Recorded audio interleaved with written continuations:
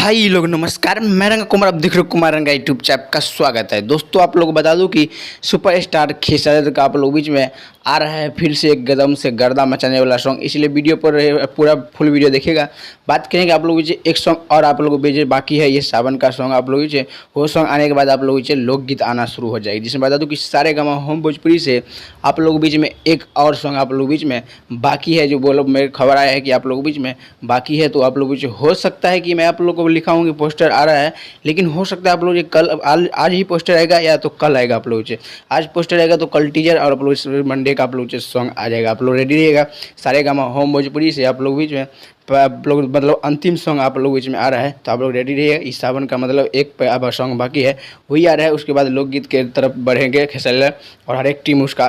तो इसलिए चैनल पर नए चैनल सब्सक्राइब कर लिया, क्योंकि खेसारी का कोई भी छोटा बड़ा अपडेट आता है तो देखने को मिलता है। मैं मिलूंगा